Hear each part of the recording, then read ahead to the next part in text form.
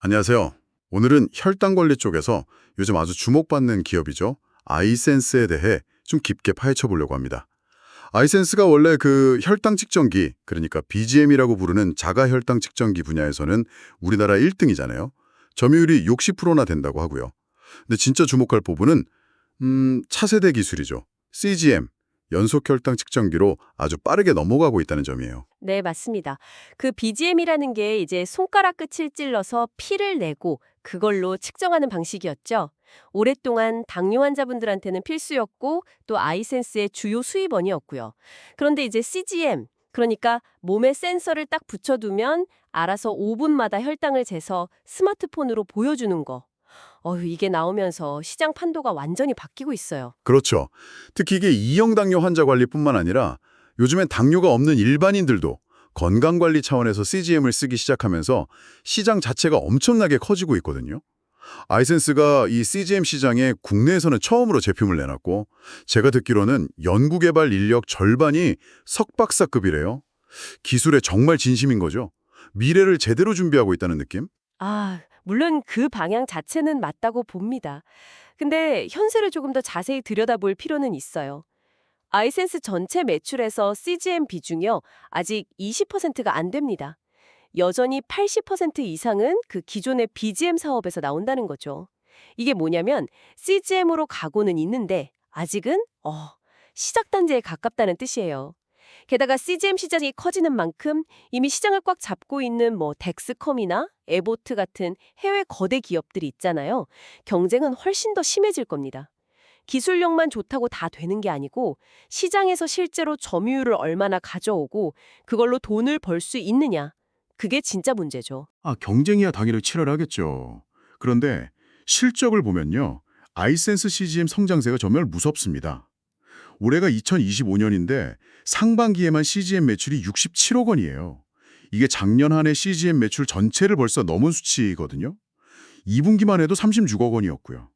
그리고 국내에서는 올해 3월, 유럽에서는 5월에 그 신제품, 보정이 필요 없는 케어센스 에어가 나왔으니까 하반기에는 실적이 더 좋아지지 않겠어요? 보수적으로 잡아도 올해 CGM 매출 한 150억 원, 국내에서 한 95억, 해외 55억 정도 충분히 가능해 보여요.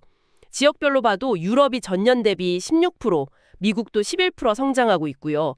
아주 순조로워요. 네, 매출 숫자만 딱 놓고 보면 인상적이죠. 근데 그 뒷면도 좀 봐야 합니다.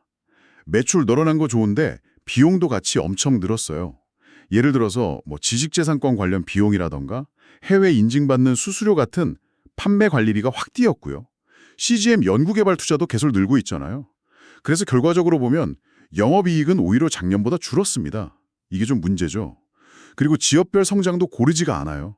유럽, 미국은 늘었지만 아시아는 오히려 3% 줄었단 말이죠.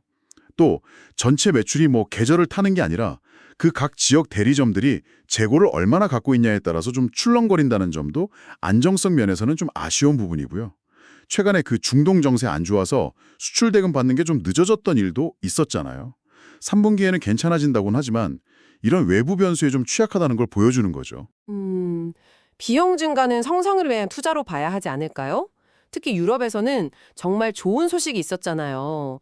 최근에 핀란드에서 국가가 주도하는 CGM 입찰이 있었는데 아이센스가 이걸 따내서 4년 계약을 했어요. 연간 30억 원 규모로 안정적인 매출이 딱 생긴 거죠. 이게 진짜 중요한 게 아이센스의 그 가격 경쟁력이 해외에서도 먹힌다는 걸 증명한 거거든요. 핀란드 입찰에서 1등으로 낙찰됐다고 하니까요. 비싼 가격 정책을 쓰는 덱스컴 같은 회사들 점유율 충분히 뺏어올 수 있다는 신호탄 아닐까요? 독일에서도 무보정 제품 보험 등재 추진 중이고 프랑스 출시도 준비 중이라니까 유럽 전체로 뻗어나갈 발판을 잘 만들고 있는 것 같아요. 유럽 2위도 글쎄요, 아주 불가능한 목표는 아닐 수도 있겠다 싶어요. 핀란드 입찰 성공, 네, 그건 분명히 잘한 일입니다. 칭찬해야죠. 근데 이걸 유럽 전체 시장으로 바로 연결하기에는 조금 무리가 있어요. 현재 국가 차원에서 CGM 입찰을 하는 나라는 핀란드, 스웨덴 정도, 많지 않습니다. 대부분 유럽 국가들은 시스템이 좀 다르고요. 그리고 아이센스는 기본적으로 물건을 만드는 제조사잖아요. 실제 각 나라에서 보험 등재를 신청하고 유통하고 또 입찰에 참여하는 건 그 나라 현지 대리점들이거든요. 그러니까 아이센스 제품 자체도 중요하지만 그 대리점들이 얼마나 잘하느냐, 얼마나 의지가 있느냐에 따라서 성과가 확 달라질 수 있는 그런 구조적인 한계가 좀 있어요. 독일 보험 등재나 프랑스 출시, 이것도 아직은 추진 중, 준비 중인 거지 확정된 게 아니란 말이죠. 유럽 각 나라마다 규제도 다르고 시장 환경도 복잡한데 이건 대리점들이 얼마나 잘 뚫어줄 수 있을지 이건 아직 좀 미지수입니다. 가격 경쟁력 하나만 가지고 유럽 전체를 다 공략하기는 쉽지 않죠. 아, 대리점 역량이 중요하다는 말씀이시군요. 네, 일리가 있네요. 그래도 아이센스 자체의 경쟁력은 확실해 보이는데요. 자회사 얘기를 좀 해볼까요? 그 미국 자회사 아가매트릭스라고 있잖아요. 몇 년 동안 좀 어려웠는데 드디어 구조조정 끝내고 올해 상반기에 영업이익 9억 원 흑자를 댔어요. 매출도 작년보다 10% 늘었고요. 이건 뭐 잠깐 반짝하는 게 아니라 체질이 개선된 효과라고 봐야겠죠. 그리고 아이센스 본체의 강점은 역시 가성비하고 기술 개발 속도 같아요. 경쟁사보다 원가가 싸면서도 CGM 제품 내놓은 지 한 1년 반 만에 그 불편한 보정 절차 없는 제품, 무보정 제품을 딱 내놨잖아요. 개발 속도가 정말 빨라요. 국내 사용자들 사이에서도 성능 괜찮다는 얘기가 슬슬 나오고 있고요. CGM에서 제일 중요한 게 센서 안정성인데 이것도 기술력이 입증되고 있는 거 아니겠어요? 아, 그리고 그 피부에 붙이는 테이프 때문에 불편하다는 의견도 있었는데 이것도 그냥 넘어가지 않고 자체적으로 개발해서 개선하고 있다고 하더라고요. 아가매트릭스 흑자 전환? 네, 그 자체는 좋은 신호죠. 근데 구조조정이라는 게 보통 인력 줄이고 비용 깎고 하는 거잖아요. 그 효과가 계속 이어질 수 있을지, 그리고 이게 본사 CGM 사업하고 어떤 시너지를 낼지는 조금 더 지켜봐야 할 문제 같아요. 아이센스, 원가 경쟁력, 빠른 개발 속도. 네, 강점 맞습니다. 인정해요. 하지만 후발주자잖아요. 시장에 제대로 자리 잡으려면 가격 말고도 브랜드 인지도라든가 뭔가 기술적으로 확실히 다른 점을 더 보여줘야 해요. 경쟁 환경을 보면 중국의 시노키아나 시바이오닉스 같은 회사들은 비상장이라 정보가 많진 않지만 엄청 빠르게 크고 있고요. 국내 글루콘은 아직 적자라고는 하지만 어쨌든 경쟁자들이 계속 나오고 있다는 거거든요. 테이핑 문제 해결도 아직 개발 중이라고 하고 뭐 글로벌 브랜드랑 OEM 계약 논의도 계속 논의 중이라고 하는 걸 보면 아직 해결해야 할 과제가 많다는 걸 보여주는 거죠. 그래도 글로벌 시장 공략 계획도 구체적으로 진행 중이잖아요. 작년에 14개국에 출시했던 케어센스 에어1 모델, 올해는 16개에서 19개 나라에 추가를 출시할 예정이고요. 여기서 끝이 아니라 차세대 제품 케어센스 에어2는 내년 2026년에 국내 먼저 출시하고 그 다음에 유럽, 그리고 2028년에는 세계에서 제일 큰 시장인 미국 출시를 목표로 하고 있어요. 이런 계획을 뒷받침하려고 생산 능력도 확 늘렸어요. 그 인천 송도 2공장에 자동화 라인을 쫙 깔아서 연간 CGM 생산량을 기존 50만 개에서 200만 개로 무려 4배나 키웠다고 해요. 공장 부지도 넓어서 나중에 더 필요하면 증설도 문제 없다고 하고요. 아, 그리고 다행인 건 올해 임상 비용 부담이 생각보다 좀 줄어들 것 같아요. 원래 한 120억에서 150억 정도 예상했는데 그 미국 FDA 내부 사정 때문에 미국 임상이 연말로 좀 밀리면서 올해는 한 50억 원 정도만 들 것 같다고 하네요. 비용 줄어드는 거요. 뭐 단기적으로는 좋아 보일 수 있죠. 근데 그 이유가 미국 임상 지원 때문이라는 건 좀 심각하게 봐야 합니다. 결국 제일 중요한 미국 시장 출시 목표가 2028년으로 밀렸다는 거잖아요. 그것도 아이센스 내부 문제가 아니라 FDA라는 외부기관 사정 때문에, 그러니까 우리가 어떻게 할 수 없는 변수 때문에 핵심 계획에 차질이 생긴 거란 말이죠.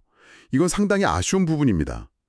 일본 PMDA 허가 신청도 해서 2026년이나 2027년 승인을 기대한다지만 이것도 일본 쪽에서 추가 임상 자료 내놔라 이렇게 요구할 가능성도 배제할 수 없고요.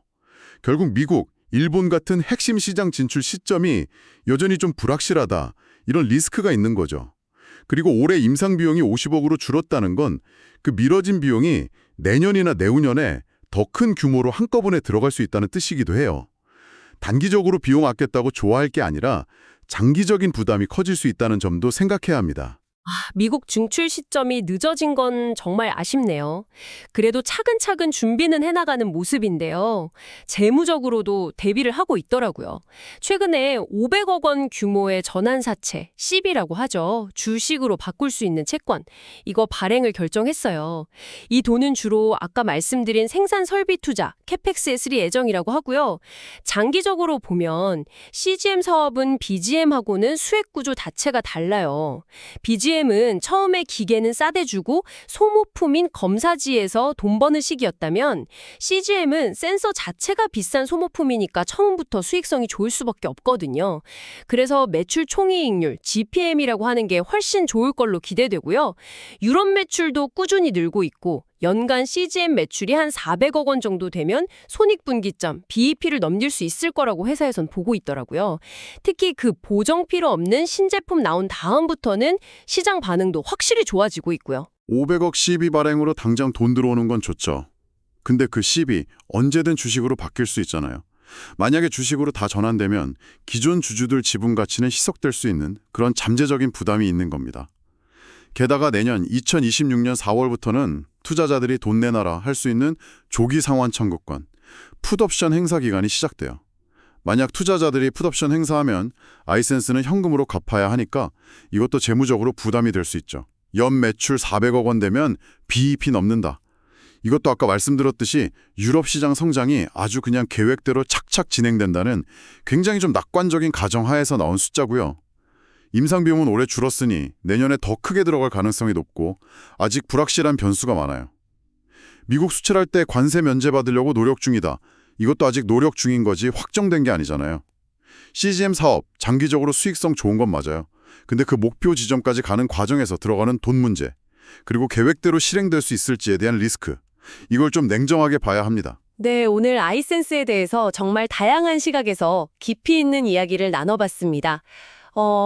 차세대 성장 동력인 CGM 시장에서 보여주는 빠른 매출 성장세, 그리고 자체 개발 기술력이나 가격 경쟁력 같은 부분은 아이센스가 가진 분명한 강점인 것 같습니다. 하지만 동시에 그 이면을 보면 핵심 시장인 미국 진출이 좀 지연되고 있다는 문제, 그리고 유럽 시장을 확대하는 데 있어서의 불확실성, 또 연구개발이나 마케팅 비용이 계속 늘어나는 부담, 그리고 아까 말씀드린 전환사채 발행과 관련된 잠재적인 재무 리스크 같은 풀어야 할 숙제들도 분명히 안고 있는 것이 또 현실이죠. 시청자 여러분께서는 아이센스가 이런 기회 요인과 또 도전 과제들 사이에서 어떻게 균형을 잡아가면서 성장 스토리를 써내려갈 것으로 예상하시나요?